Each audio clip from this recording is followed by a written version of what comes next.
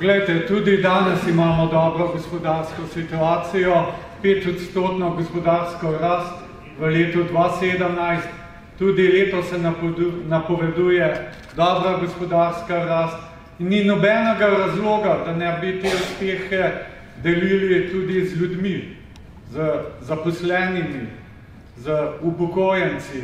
In zato je stranka Desus, preden je predsednik vlade odstopil pod velikimi bremeni sindikalnega boja, pod velikimi bremeni ustavnega in vrhovnega sodišča, pod velikimi bremeni drugega tira, od katerega je ostala maketa, pa še ta je bila umaknjena. Smo mi vložili zakon o popravi krivic upokojencem. Vi morate vedeti, da v letih, ko so bile pokojnine zamrznjene, to se pravi od leta 2010 do 2015, so upokojenci izgubili 8,5% svoje pokojnine, zato ker se niso usklajevali. Potem poslušamo, pa kaj je potrebno usklajevati te pokojnine, pa se to je samo drobiš, pa to je samo 18 evrov, pa 20, pa 25. Ampak poglejte, to je 25 evrov vsak mesec do konca življenja. In vsaka nadaljna uskladitev gre na večji znesek usklajevanja. Zato ni vseeno, a usklajujemo pokojnine ali ne. A ni zadosti izkušnja iz leta 2010 do leta 2015. Zato, ker se pokojnine niso usklajevale, 8,5% so nižje. In potem poslušam, da stranka Desus je populistična stranka, ker vlaga populističen zakon v volilne namene, ampak ni res. Mi smo ta zakon vložili zato, da popravimo to krivico, da čim bolj uresničimo naš program. Stranka Desus je pred 26 leti nastala prav zaradi upokojencev, vendar se je razvila v zrelo politično stranko, v stranko za vse generacije. In ko smo vložili ta zakon, smo bili deležni očitka, Desus, to pa je populizem. Pa kaj pa pomeni populus? Pomeni ljudje. Naša stranka je najbližja ljudem. Zato mene namoti, če nas obmetavajo z očitki, da smo populisti. Ampak mi smo oni zdravi populisti, ko želimo nekaj storiti za ljudi. In zaradi tega nam očitajo 1000 evrov. Jaz bi predlagal vsem parlamentarnim strankam, dajmo skupaj to narediti. Saj imamo 5% gospodarsko rast. Dajmo skupaj narediti demografski sklad. Mi smo imeli to v koalicijski pogodbi, nobena stranka ni želela demografskega sklada. Kaj sem govoril leta 2008? Je potrebno ohraniti državno premoženje in ga nameniti za dolgotrajno stabilnost pokojninske blagajne. Kaj pa je demografski sklad drugega? Kaj bi mi si želeli v demografskem skladu? Telekom, Zavarovalnico Triglav, Novo Ljubljansko banko, Krko, da ne govorim o ostalih podjetjih. Kaj bi bilo, če bi res leta 2008 prodali Telekom? Takrat smo brali, da je tik pred stečajem. Telekom še vedno danes deluje. Še vedno ima zaposlene, še vedno je uspešno podjetje. Zakaj bi morali prodajati Zavarovalnico Triglav? Edina družba, ki je tudi v času najhujše krize imela dobičke. In zakaj ne bi te dobičke namenili v demografski sklad? Pa ne za sedanje upokojence, ampak za bodoče upokojence. Mene skrbi, zame, jaz bom čez 10 let morda izpolnil vse pogoje za upokojitev. Kaj me čaka čez 10 let? Kaj čaka naše otroke? Kaj čaka naše vnuke? In potem je največji problem v tej državi, da Karel Erjavec in stranka Desus leta 2008 obljubljala 1000 evrov pokojnine. Če bi bilo to res, bi mi 2008 zmagali volitve. Pa kdo pa ne bi volil takšne stranke, ki daje 1000 evrov pokojnine na lepe oči. Zato pravim, to letošnje parlamentarne volitve so zelo pomembne. In če se vrnem k zakonu o popravi krivic upokojencem, So rekli, ni denarja. 334 milijonov evrov bo to stalo. Odkot bomo dobili ta denar? Pa ko spomniš ministrico za finance, da še v letu 2014-2015 je bilo iz proračuna potrebno dati 1,4 milijarde zaradi slabe gospodarske situacije, zaradi slabih prispevkov v pokojninsko blagajno, v zdravstveno blagajno.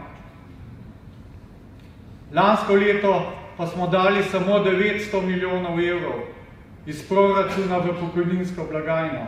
Zakaj? Zato, ker imamo višjo gospodarsko rast, 5%, zato, ker imamo več zaposlenih, ljudje vplačujejo v pokojninsko blagajno, ljudje plačujejo še več davka. Tudi ta davk na dobiček pa na kapital je eden najnižjih v Evropi. Ampak ko razmišljamo, kje zaostriti davčno politiko, zmeraj pogledamo pri ljudeh, kaj jim lahko še vzamemo. Govori se o pokojninski reformi, nujno je potrebno, zato ker je vedno več starejših. Ampak, a mi res potrebujemo še eno pokojninsko reformo, zato da bomo še enkrat znižali pokojnine? Vi veste, kaj je naredila druga pokojninska reforma? Nekdo, ki je danes delavec, ki zasluži 1000 evrov, pa ima verjetno za dostojno življenje, ko izpolni pogoje za upokojitev, mu odmerijo 580 evrov in postane revež. In mi pišemo v ustavi, Slovenija je socialna država. Kako naj bo socialna država, če nekdo 40 let pošteno gara, pokojninoma pa pod pragom revščine? Zato mi tudi predlagamo, da vsak upokojenec in upokojenka, ki ima ta polno delovno dobo, polno plačane prispevke, more pokojnina biti nad pragom revščine. Res je, da smo v tem mandatu to dvignili na 500 evrov, ampak to je še vedno pod pragom revščine. In mi, a lahko govorimo o socialni državi? Ne moramo. Dokler je situacija takšna, Slovenija ni socialna država. Pa ne zato, ker ne bi bilo zadosti denarja, ampak zato, ker se ga deli po drugem ključu. Nekdo dobi 1 milijon evrov nagrade, vsi skupaj imamo toliko denarja nikdar videli, pa ko ga vprašajo, kaj je bančna luknja, ne ve, kaj je bančna luknja. Zelo dobro pa ve, kaj 1 milijon evrov nagrade. In dokler bo tako, bomo pač zmeraj tavali z nizkimi plačami, z nizkimi pokojninami. In če se vrnem nazaj na zakon o popravi krivic upokojencem, poglejte, 600 oziroma 500 milijonov manj sredstev daje proračun sedaj za pokojninsko blagajno. In mi nismo sposobni sprejeti odločitve v parlamentu, da bi v 4 letih vsako leto po 2% dodatno usklajevali pokojnine, zato da bi nadoknadili ta zaostanek 8%, to bi letno znašalo nekaj manj kot 100 milijonov evrov, to je pa največji problem te družbe. Ko bo pa treba zopet dokapitalizirati banko, takrat pa milijarde niso problem. In zaradi tega pravim, dajte prebuditi ostale upokojence. 615 tisoč upokojencev, od tega 340 tisoč gre na volitve, ostali pa mislijo, da politika ni pomembna. Ampak politika je še kako pomembna. Res pa je, da je politika umazana. Poglejte, kaj delajo z nami. Poglejte izjave, pa poglejte, kaj rata iz teh izjav. Ampak poglejte, brez politike tudi s pločnikami, tudi malce v šolini, tudi vodovodami. In zdaj se ne bomo ukvarjali s politiko, ne bomo šli voliti. In starejši, ki so to državo ustvarjali, sedijo doma, namesto da bi volili svojo stranko. Ker tisti, ki voli stranko Desus, tisti upokojenec, ki to stori, je nekaj naredil zase. In zato je nerazumljivo, da nekdo raje sedi doma, ne gre na volitve in prepušča drugim, da odloča o njegovi usodi. Mi se moramo zavedati, da samo ena odločitev v vladi, v državnem zboru, lahko bistveno poslabša položaj. Ne samo upokojencev, tudi delavcev, tudi mladih.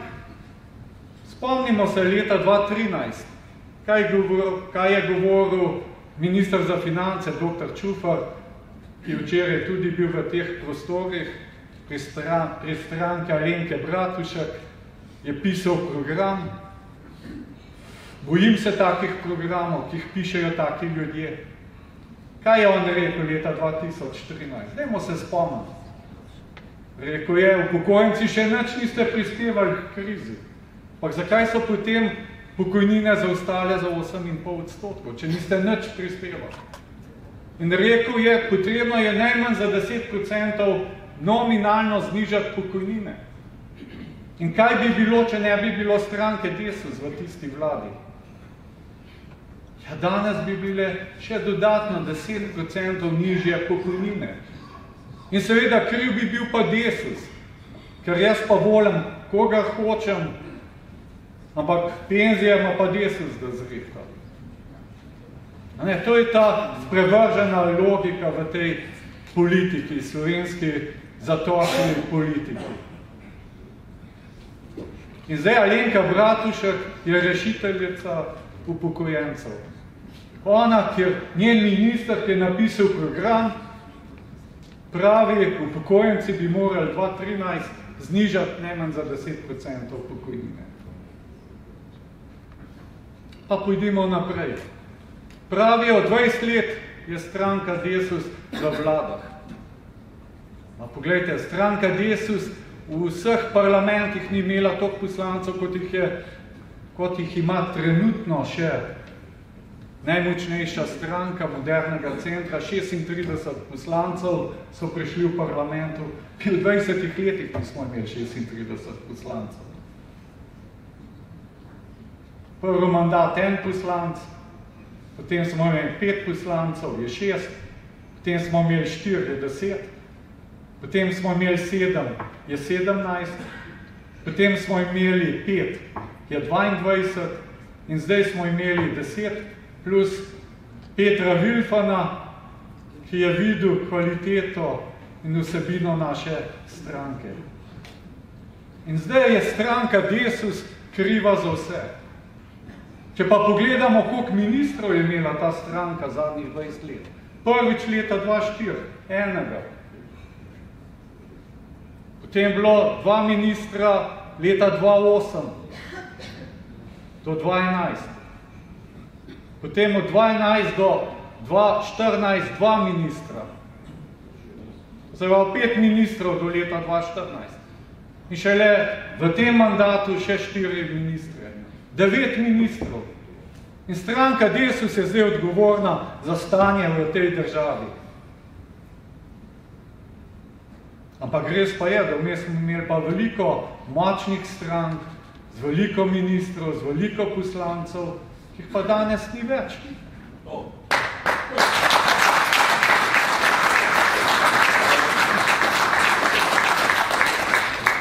Jaz se spominjam maja 2005, ko sem postal predsednik stranke Desus,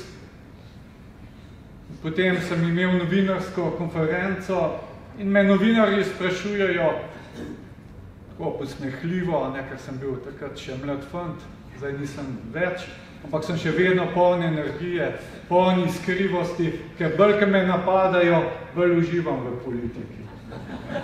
Ker to je izziv, to je strah. Kaj sem takrat rekel, kaj so moji cilji, ko so me to vprašali? Da Desus ne bi nikdar več trepetov, da pride v državni zbor. Pa so se kako malo se nasmihali, pa da ne bomo več najmanjša parlamentarna stranka. To so se pa sploh smejati začela. Kaj ta mladenič govori, ta pa res naivan, nič ne ve. Pa poglejmo rezultate. Kaj smo dosegali v zadnjem mandatu? 3. najmočnejša stranka. Pa smo kdaj trepetali, pod mojim vodstvom bomo prišli v parlament ali ne? Nikdar več. Če sem pa drzen, da bi takrat izustil, da Desus bo premagal LDS, SLS, SNS, Slovenska nacionalna stranka, Novo Slovenijo, ali pa SD. Bi pa verjeten, mi na Gorenjskem imamo tam en center za take. Pa pogledajte, to se je zgodilo. Zato pravim, ljudje morajo imeti zaupanje v stranko Desus. Mi smo tudi edina stranka, ki v 26 letih ni spremenila imena. Desus je isti, še ta Lipov list je isti. Jaz mislim, da nekateri sploh ne vejo več, kaj pomeni Lipov list, kakšen simbol je. Mi pa zelo dobro vemo, kaj pomeni Lipov list. In zaradi tega ne moramo se mi strinjati, da v 20 letih nismo nič naredili. Mi smo zelo veliko naredili glede na našo moč. In zelo mi je bila všeč objava v Delu, kjer je Alenka Bratušek govori o tem, Desus ni nič naredil v teh 20 letih. In potem napiše časopis Delo, ni res. Od leta 2000 do 2018 so se pokojnine dvigane za 1/5. To ni veliko. Ampak tega ne bi bilo, če ne bilo naše stranke. To se pa pozablja. In če bomo močnejši, bomo pa lahko več postorili. Potem govori o tem mandatu, stranka Desus ni nič naredila. Se nima nobene rezultate. Poglejte, jaz sem si prav vzel zgibanko iz leta 2014, nekateri se od te spomnili, kako izgleda, taka zelo lepa, prijazna, še nagradno križanko smo imeli, naši starejši radi to rešujejo in potem so še dobili eno mehno nagrado, upam, da to ni korupcija. Pa kaj smo mi takrat napisali? Ne bo nižanja pokojnin. Zakaj smo to napisali? Ker 2014 so grozili. Dr. Čufar, preden je prišla vlada Mira Cerarja, govori, 10% je treba znižati nominalno pokojnine. Zato smo napisali, ne bo nižanja pokojnine. Napisali smo, bo usklajevanje pokojnin, če bo gospodarska rast najmanj 2%. Regres za vse upokojence. Zdravstvena reforma, ki bo temeljila na javnem zdravstvu. Demografski sklad. Kaj nismo od tega uresničili? Pokojnine se niso znižvale nominalno. Pokojnine smo usklajevali takoj, ko je bila gospodarska rast. V tem mandatu za 6,6%, v letošnjem letu za 3,1%. Regresa, ki ga ni bilo, je bil ponovno uveden. Najprej za tiste do 750 evrov pokojnine, potem pa še za vse upokojence lansko leto. Mi smo naredili svoje delo. Res pa je, da pri demografskem skladu smo bili neuspešni. Ampak zakaj? Zato, ker z 11 poslanci, s 4 ministri ne moreš sprejeti zakona. In kaj to pomeni? Da nihče ne želi demografskega sklada? To pomeni, da nihče ne želi, da bi državno premoženje, ki ste ga ustvarili, šel v demografski sklad za bodoče generacije upokojencev. To pomeni. In ko jaz ministrico vprašam, kje pa je denar od kupnin, kje pa denar od dividend? Ja, veš, kakšen javni dolg imamo in mi moramo znižvati ta javni dolg. Ljudje pa naj bodo lačni, ljudje pa naj živijo pod pragom revščine. Kje je tukaj logika? Zdravstvene reforme nismo izpeljali. In vesel sem, da jo nismo izpeljali. Ker kaj smo mi napisali? Zdravstvena reforma, ki bo temeljila na javnem zdravstvu. Vsak predlog strani ministrice, ki je tudi javnost že ugotovila, da ne obvlada svojega področja, je šel v smeri, kako krepiti zasebno zdravstvo. In ko mi govorimo o zdravstveni reformi, o šolski reformi, mi ne govorimo o tem, da bomo zmanjševali čakalne vrste. Ker to je operativen ukrep. Da se več denarja, več zdravnikov je treba zaposliti. Zakaj morajo mladi biti na borzi ali pa gredo v tujino? Zaposlimo jih, pa bomo zmanjševali čakalne vrste. Ampak, ko govorimo o reformi, gre pa za to, koliko imeli javnega zdravstva, pa koliko zasebnega zdravstva. In stalno nekaj sprejemamo na novo. In kaj se dogaja? Dogaja se nam to, da je treba skozi več plačevati za vsako zdravstveno storitev. Greš k zobozdravniku, moš doplačati. Greš tja, k okulistu, moš doplačati. Zdaj vi meni povejte, če gremo v zdravstveno reformo, ki bo podpirala zasebno zdravstvo, tudi minister, ki ima 3000 evrov plače, si ne more privoščiti zdravljenja. Ker vsaka resna operacija je najmanj 10, 15, 20 tisoč evrov.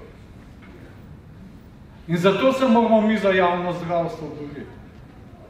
In kako je mogoče, da v času, ko je bil dr. Tomaž Gantar, naš minister za zdravstvo, so bile krajše čakalne vrste, kot danes, ko ima blagajna 360 milijonov evrov več denarja.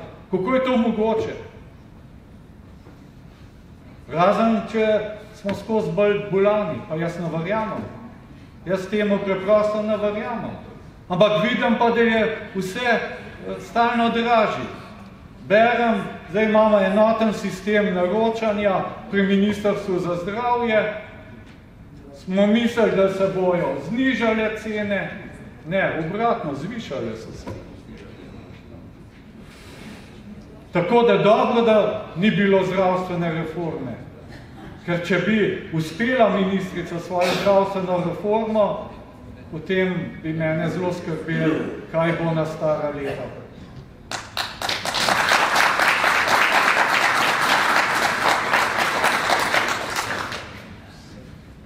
In jaz sem zadovoljen, da imamo tole zgibanko in da lahko zelo konkretno povemo, kaj smo naredili. Ampak me prav zanima, ko bodo soočanja, ko bodo morali ostali predsedniki političnih strank povedati, kaj so pa naredili od tistega, kar so obljubili. Pa boste videli, da bo bore malo ostalo. Ker mi ne obljubljamo velikih stvari. Obljubljamo pa zelo pomembne stvari za ljudi. Mi ne obljubljamo, da bomo med 15 najbolj razvitih, ker to Slovenija nikoli ne bo. To so utopije, da bomo mi v boku Danske, Švedske, Norveške.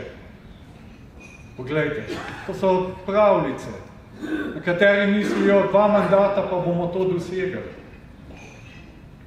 Neštetom mandatov pa tega ne bomo dosegli. Pa ne zato, ker ne verjamem, da ne bi zmogli, ampak zato, ker je realno pričakovati, da ne moramo tega doseči. Prvič zaradi gospodarske moči teh držav, prvič zaradi politične kulture teh držav, zaradi delovnih navad. Kaj se pri nas dogaja, če nekdo uspešen? Takoj ga je treba s kladivom po glav, da pride v uravnilovko. In dokler bo tako v tej državi, da tiste sile, ki bi rade nekaj naredile, ne morajo realizirati svojih potencialov, je govorenje o tem, da bomo mi v boku Švedske, Danske, 15 najbolj razvitih držav, iluzija. Je pa zelo realno, da bi pa naša država lahko zagotovila ljudem dostojanstvo. Kaj pa to pomeni? Da vsakdo lahko normalno preživi, lahko mirno umre, z mirno vestjo. Mi prihajamo včasih, ko se bojiš umreti. Mi prihajamo včasih, ko se bojiš za svoje otroke, za svoje vnuke, kakšno prihodnost jih čaka. In potem je stranka Desus tista stranka, ki napota vsem. Zato, ker želimo nekaj dobrega za ljudi. In zdaj, če grem še naprej glede programa vdovske pokojnine. Ta zakon smo ga vložili. Zakaj? Zato, ker vsi veste, če partner umre, da je to razlika, sta 2 penzije ali 1 penzija. In če ostane 1 penzija in če je nizka, se tak človek znajde zopet pod pragom revščine. In po možu ali pa po ženi je danes zakon tak, da lahko dobi samo 93 evrov. Zakaj ne bi to povečali na 144 evrov? Mi to predlagamo s tem zakonom in to bo tudi naš pokoj. Ampak vse stranke pravijo, Desusa pa ne. Poslušam te nove liste, nove obraze, stare obraze, ki niti niso tako stari, so tudi še novi, sveži. Smo za vlado, ampak brez Desusa. Kakšna sprevržena logika? A to pomeni te stranke, ki govorijo, kaj bi vse želele za starejše narediti, za upokojence, za socialno državo, da niso iskrene? Ker če si to res želijo, potem bi bile prve, ki bi povabile stranke Desus v vlado, v koalicijo, da bi skupaj uresničili, da za 40 let imaš dostojno pokojnino. Zakaj ne bi to skupaj? Ampak ne. Največji greh v tej državi je to, da je leta 2008 stranka Desus varala upokojence, da bo imeli 1000 evrov pokojnine. Pa ne vem, zakaj smo dobili sam 7,5%, če temu tako. Potem, ko gremo naprej na druge stvari. Javno zdravstvo, javno šolstvo. Kako mi naše otroke izobraževali? V privatnih šolah, za visoke šolnine. Ali za kvazi privatne šole, kot jih imamo danes, kjer starši dokaj drago plačajo, potem pa ni zaposlitve v gospodarstvu. In smo pred nenavadnim problemom, ko gospodarstvo išče ljudi, želi zaposlovati, mi pa nimamo kadra. Zato, ker pač se ne izobražujemo za delo v gospodarstvo, ampak se izobražujemo za vse sorte, evropsko pravo, recimo. Ne vem, katero podjetje potrebuje evropsko pravo. Ampak mi to izobražujemo, pa da ne govorimo o drugih stvarih. Potem, če gremo naprej. Jaz mislim, da ta država, ker brez dobrega gospodarstva tudi ne bo penzij, ne bo javnega zdravstva, ne bo javnega šolstva, mi moramo, poleg izvoza, tukaj moram reči, da zunanje ministrstvo v okviru gospodarske diplomacije smo uporabili veliko delo, ta izvoz, ki raste 13%, sem prepričan tudi rezultat naših prizadevanj. Moja vsaka pot v tujini je povezana z gospodarskimi delegacijami, da iščemo nove trge. Milijardo evrov imamo blagovne izmenjave. Potem je Turčija, Srednja Azija, Severna Afrika. In mi moramo to razvijati. Seveda zelo pomembno je pa tudi, da začnemo državne investicije. Tukaj sploh ne znamo več 26 km železniške proge zgraditi. Jaz ne vem, kako so po vojni te brigade to lahko počeli. Mi pa z vso sodobno tehnologijo 26 let se že pogovarjamo. Zdaj zadnji rezultat, kot rečeno, maketa, pa še ta je bila omaknjena. Ampak mi, če namo tega zgradili, ne bo razvoja. Srednja Zava. Kaj je zdaj bolj pomembno? Da imeli Sulco, a da imamo tam 3 hidroelektrarne. To so vitalne vprašanja. Mi govorimo o električne avtomobile. Ja, odkot pa? Odkot bomo pa dobivali elektriko? Tretje razvojne vsi. A to že odkar sem minister poslušal. A res ta tunel pod Gorjanci, taka umetnost? Tam Koroško povezati z avtocestnim križem. Ne, ampak očitno imamo takšno vzdušje, da nič ne znamo več narediti. In to moramo tudi spremeniti. Zato bi tudi upozoril na še eno drugo zadevo. Vi morate vedeti, da velik del našega gospodarstva stoji na obrtnikih in družinskih podjetjih. Zadnjič sem bral podatek, 93% vseh podjetij so obrtniki in pa družinska podjetja. Oni ustvarjajo 40% bruto domačega proizvoda. Jaz mislim, da je to zelo pomemben segment. Oni dajo delovna mesta, najprej svojim družinskim članom, potem pa še drugim, ko se širijo. In ko predlagaš ministrstvo za obrt in za družinska podjetja, je že spet halo. Je pa zdaj največji problem, a zdaj bomo pa povečevali število ministrstv v vladi. Glejte, če je to problem, jaz mislim, da ga lahko z lahkoto rešimo. Se mi vemo, da včasih nismo imeli ministrstva za javno upravo, ampak je bilo to v okviru ministrstva za notranje zadeve. Pa dajmo narediti ministrstvo za notranje zadeve in javno upravo. Pa še bomo imeli ministrstvo za obrt in družinska podjetja. Zakaj to potrebujemo? Iz lastnih izkušenj vem, da minister za gospodarstvo nima časa se ukvarjati z obrtniki, z družinskimi podjetji, ker on se ukvarja z velikimi sistemi. On se ukvarja z največjimi podjetji v državi, z največjimi investicijami. No, nima časa za obrtnike. Pride seveda na celjski sejem se pokazati, poslikati. Ampak te ljudje rabijo svojega ministra, zato da bojo lahko operativno vsak dan reševali dnevno probleme, s katerimi se srečujejo. In seveda potem že spet očitek, a zdaj pa Karel Erjavec predlaga še več ministrstv.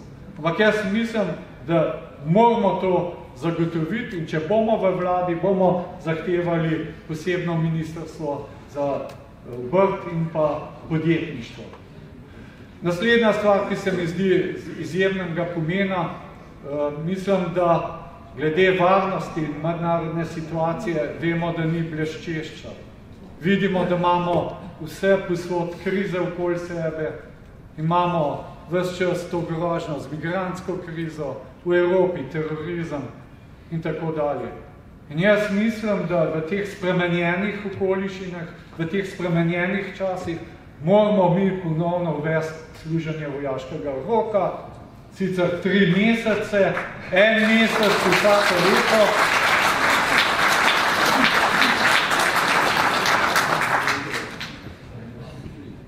In to iz več razlogov. Jaz srečam dekleta, ki mi pravijo, da danes pa ni več pravih fantov.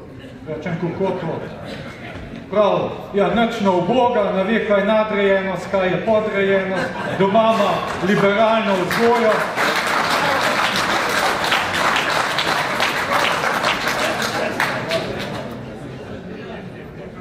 Potem mi reče, ne znam postelje postlati, ne ve, kako se čevlje čistijo, kaj šele, da bi kdaj kakšno puško v roko imel. Zaradi tega jaz mislim, da moramo to nazaj uvesti, a ne samo zato, da dobi te veščine, da bo znal pojsklo urediti, da se znal zobe umiti, da bo znal čevlje popucati. Ampak tudi zaradi tega, da uvedemo v okviru tega programa neko domovinsko vzgojo. Jaz mislim, da te pripadnosti do domovine v naše države je premalo. In s tem bi veliko stvari razrešili. Punce bi bile zadovoljne, ker bi dobile prave fante. Država bi bila ponosna, ne bi bili ponosni samo takrat, ker je zlata medalja ali pa srebrna, ampak bi bili ponosni tudi, kadar niso medalje. In zato mi menimo, da je treba to uvesti. Jaz moram reči, da je bil predviden, da pride tudi nekdanji načelnik generalštaba, gospod Albin Gutman, a žal je mu en zdravstveni pregled.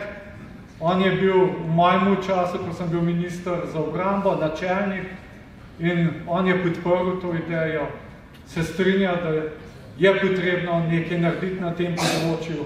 Tudi poglejte, če se migrantski val ponovi, mi rabimo ljudi, ki bodo znali na terenu kaj postoriti, da bojo znali ravnati, jih usmerjati in tako dalje. Tudi sicer sem mnenja, da je treba ukrepiti te službe, ki se ukvarjajo z našo varnostjo. To, da Sova ima v tem trenutku belo stavko, moram reči, da tega ne razumem. Upam, da to ni rezultat prisluškovanja afere. Tam tudi ves čas poslušam, kada je Karel Erjavec govoril s tistim sodnikom. In se mi očita, da sem kriv, da je Hrvaška izšla iz tega arbitražnega sporazuma. Kot da vsi ne vemo, da Hrvaška bi slejko prej našla nek razlog, samo da gre iz tega arbitražnega sporazuma, ker ga je podpisala v letu 2009 pod pritiskom Evropske komisije.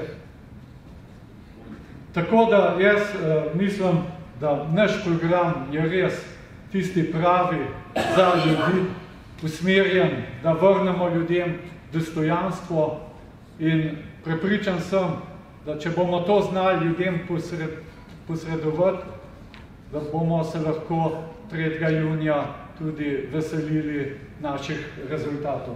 Jaz namenoma nisem hotel podrobneje predstaviti naš volilni program, ker sem prepričan, da ga bo vsak kandidat in kandidatka prebrala, ampak rad bi povedal, kaj so tiste osnovne stvari.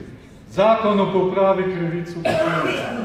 Tukaj je treba teh 8,5% vrniti upokojencem. In prosim za aplavz.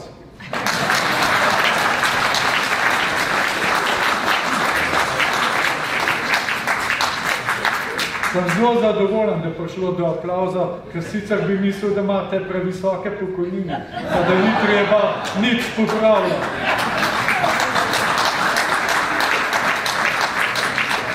Mi bomo tudi poskrbeli, da tisti, ki je 40 let delal, da ima pokojnino nad pragom revščine.